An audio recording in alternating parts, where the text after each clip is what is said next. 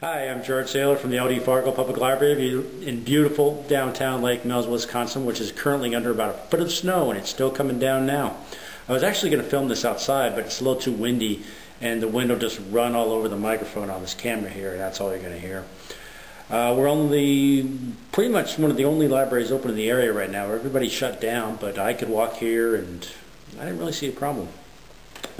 Speaking of snow, though, I got two books.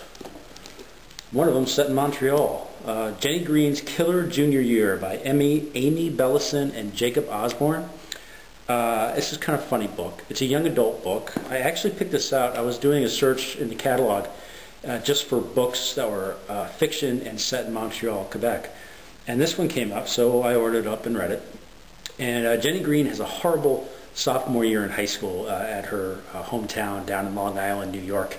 And she convinces her parents to send her up to Quebec, or to Montreal, to a private boarding school where her former junior high crush is now a student. So she goes on up there and she starts dating this guy, and everything's going great, and everything kind of goes sour, and she dumps him, but he still wants to be dating her. And so he comes over and he tries to date rape her, and she kills him. And she feels she's going to get in a lot of trouble for this, so she fakes it to look like a suicide, and then she kills another guy, and then she kills another guy, and she kills two more guys. And it actually was kind of boring up until the point about the murder. For about 40 or 50 pages, it's just her being kind of a spoiled brat. And the culture class of her, this Jewish-American princess from Long Island going up to Montreal and living in a dorm full of hippies and weirdos. Her roommate is hairy armpits and hairy legs, and this girl can't quite take it. And the roommate, she ends up actually killing the boy with the roommate's bong. She takes it and bongs him on the head. So this is kind of a fun book. A neat little thing on just the setting of Montreal was kind of neat. She just talks about it there. The authors talk about it there. Montreal stuff. I don't know what to say. Anyway, Die a Little by Megan Abbott. You might remember Megan Abbott when I interviewed her at Murder and Mayhem in Muskego. Although you probably haven't seen that video unless you watched the video off of my digital camera, which is at home, because I haven't been able to get the video file off the digital camera onto the computer. So, her and two other people are still sitting on this little digital tape at home instead of living on the internet for eternity. Anyway, Megan Abbott does noir novels. I guess you can call them mystery if you really want to. This one is actually set in 1950s Los Angeles.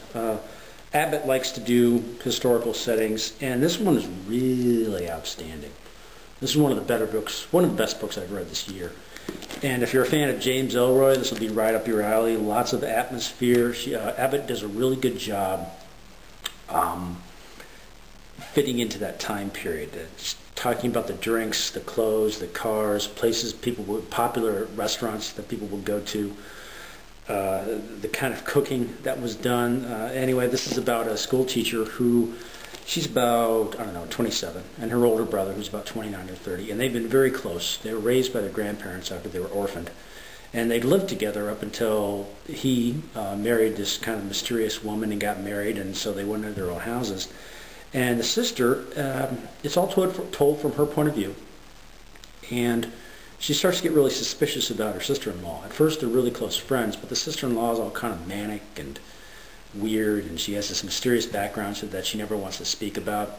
And things start coming up, and so the sister starts investigating the sister-in-law, basically, with all these suspicions, and find out about what all this stuff the sister-in-law used to be in, and that she also is probably still involved in dragging in the brother to it. And the brother is an investigator for the district attorney's office, so he's basically a policeman, and he could be sullied his career.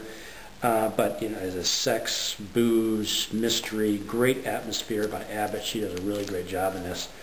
And so I promised I would cut this short, so I'm cutting it short. I'm George Saylor from the LD Fargo Public Library in beautiful downtown Lake Mills, Wisconsin, and that's what to read.